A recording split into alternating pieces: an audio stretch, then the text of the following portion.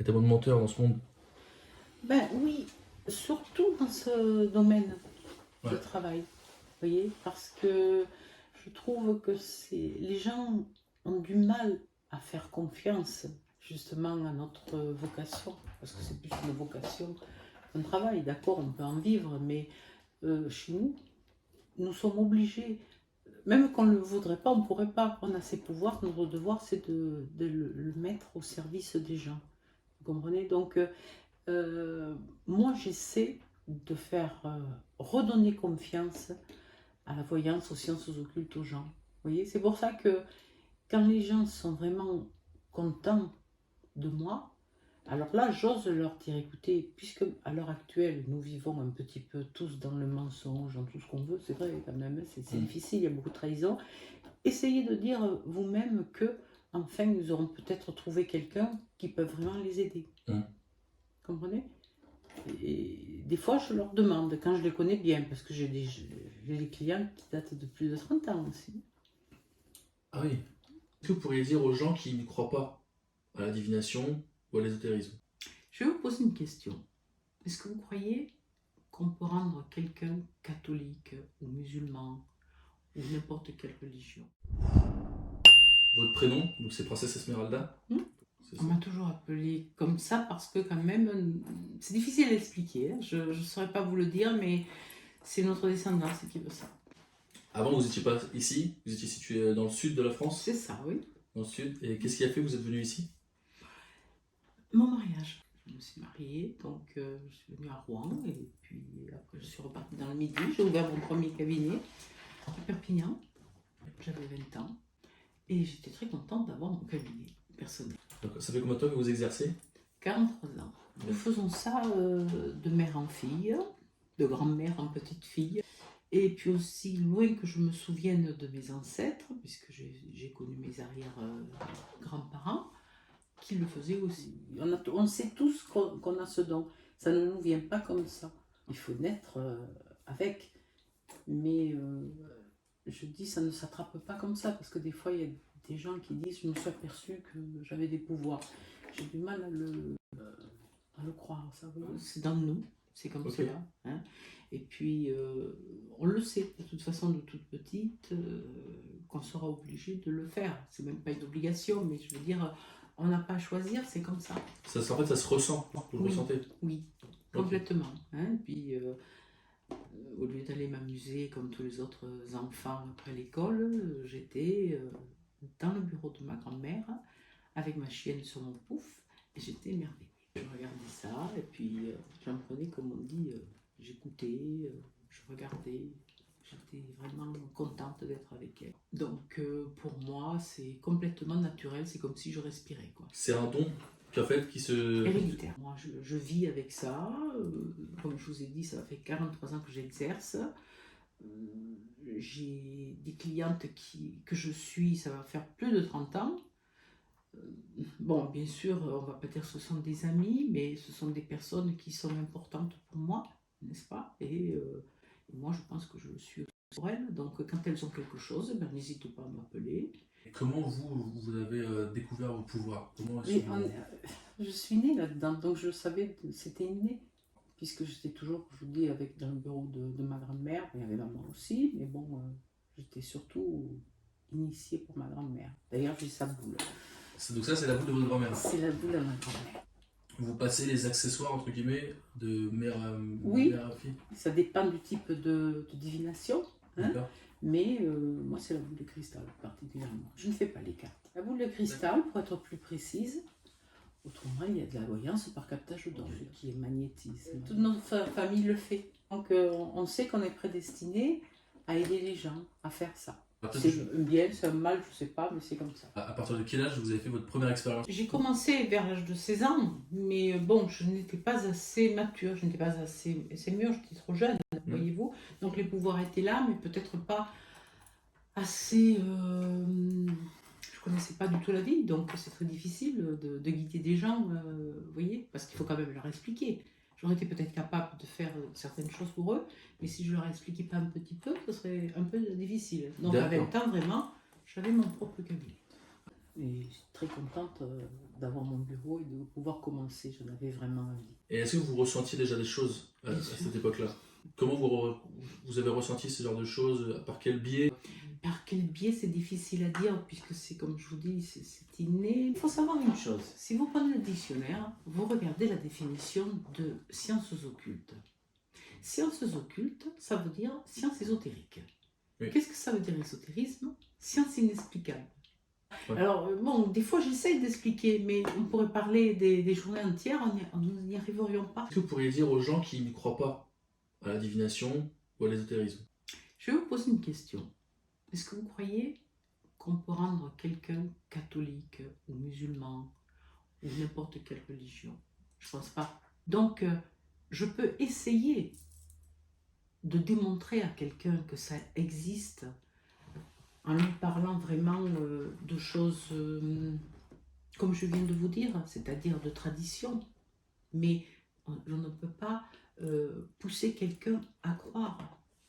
Vous voyez? Comment pousser quelqu'un à croire en quelque chose? Si, vous savez, c'est pas quelque chose de palpable. Hein, surtout quelqu'un qui est cartésien, des fois. Alors que je leur dis, un petit peu pour m'amuser, vous savez, chez vous, un font toujours 2. Chez moi, ça peut faire 3, ça peut faire 4. Le temps non plus n'a pas la même notion. Mettons, un jour peut équivaler à 3 jours. Et rien n'est comme le temps normal.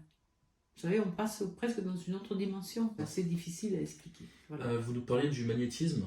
Est-ce que vous pouvez nous dire plus pour les personnes qui s'intéressent au magnétisme ou qui ne savent pas trop ce que c'est? Oui, le magnétisme dirige un être humain, c'est-à-dire sur les 3 principales choses de la vie, hein, qui sont santé, sentiment et travail.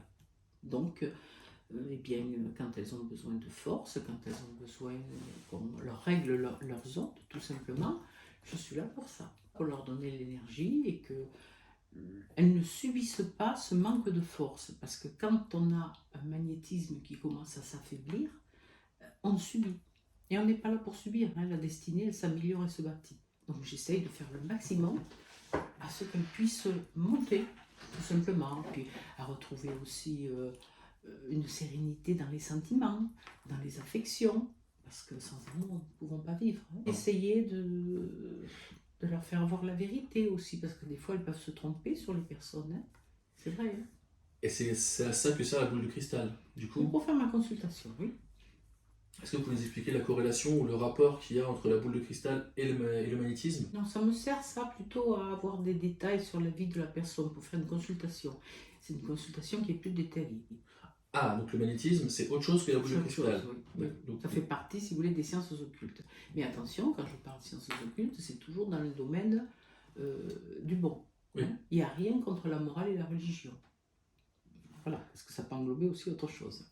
Pour que les gens comprennent, le magnétisme, ça fait partie des sciences occultes, mais c'est dissocié en fait de la boule de cristal. Il y en a qui font la voyance avec les cartes, Oui. il y en a qui font la voyance avec le pendule, avec n'importe quoi. Hein.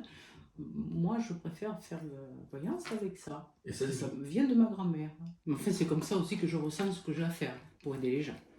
Hein, c'est de façon ponctuelle ou bien avec plusieurs séances, ça tout dépend. Pour pas perdre nos pouvoirs, nous ne nous mélangeons pas. Ce qui est très important pour les pouvoirs. Voilà, mais nous en plus, nous sommes très traditionnalisme, c'est-à-dire nous sommes restés, tout en évoluant, hein, mais nous sommes restés vraiment dans nos traditions. Et notre don nous fait vraiment partie. Parce que c'est quand même un don qui existe depuis des centaines, voire des milliers d'années. Oh oui. Enfin, comme vous pouvez voir, il n'y a pas de décor, il n'y a rien du tout chez moi. Vous voyez ce que je veux vous dire? C'est naturel. C'est quelque chose qui est en vous. C'est ça. Ouais. Il n'y a pas d'artifice. Nous avons une certaine psychologie qu'on n'apprend pas. Je veux dire, on ne va pas à l'école pour ça. Hein. Nous ne sommes pas psychologues, attention. Mais nous avons une psychologie qui est innée, qu'il faut qu'il se développe quand même pour pouvoir aider les gens. Et qu'est-ce que vous pouvez dire aux gens et ne pas dire aux gens? Généralement, je ne parle pas de mentalité. Savoir qu'il y a une épée de Damoclès sur quelqu'un, c'est pas évident hein, pour la personne. Voilà. Et est-ce que vous considérez que la mort fait partie de la vie? Complètement. Complètement. Moi, je crois bien sûr autre chose dans l'au-delà. Hein. Enfin, je ne vais pas rentrer dans des détails, mais je crois, parce que j'en ai eu des preuves, hein. Mettons ma famille qui sont mortes, ont contacté, n'est-ce pas, ont laissé des messages. Et ça, ce sont des preuves irréfutables. Convaincre quelqu'un à cela, je ne le ferai pas. Par contre, c'est sûr que j'ai eu tellement d'exemples que je ne peux pas dire ça n'existe pas. Qu'est-ce que vous pensez des festivals? Alors, les festivals, pour moi, c'est de l'artifice. Je n'aime pas les choses artificielles, puisque, bien sûr, chez moi, tout est naturel. Mes pouvoirs, je les exerce comme si je respirais. Donc, les festivals, je ne les aime pas parce qu'on ne sait pas avec qui on peut être. Je l'ai fait une fois dans ma vie et je ne le recommencerai jamais. D'ailleurs, je suis partie, c'était même pas terminé le festival, parce que j'estime qu'on se doit être très honnête avec les gens qui viennent, qui ont besoin de nous et non pas d'entendre des balivernes, quoi. Comme vous pouvez voir, pas de décoration dans mon bureau, de choses un petit peu obscures. Hein.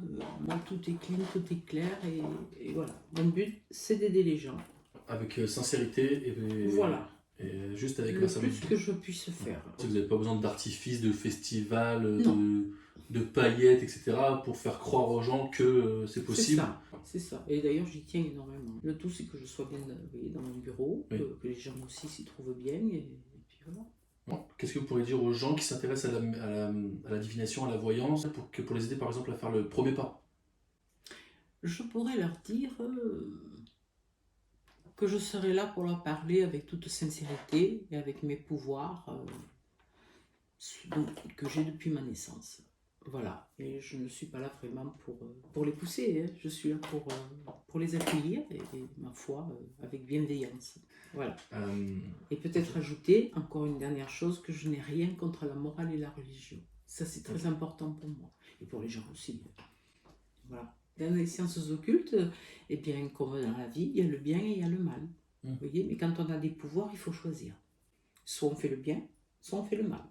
Pour moi, je me bats contre le mal. Donc, si vous voulez, c'est que du domaine positif. Est-ce que la religion peut se lier avec la voyance? Complètement, malgré certaines préjugés. Hein. Est-ce que vous faites attention aux signes? Il n'y a pas de hasard. Il faut faire attention aux signes qu'on nous donne. Et est-ce que vous pensez que tout est écrit déjà? Ou Non. Non. Moi, ça non. Parce que justement, je dis que la destinée, on n'est pas là pour la subir. On n'est pas là pour la subir parce que des fois, c'est parce que justement, notre chemin, pour moi, peut-être qu'il est tracé, mais des fois, vu ce manque de force et de difficulté qu'on a eu, il peut se courber. Donc on va passer à côté de ce qu'on devait vivre. Vous voyez?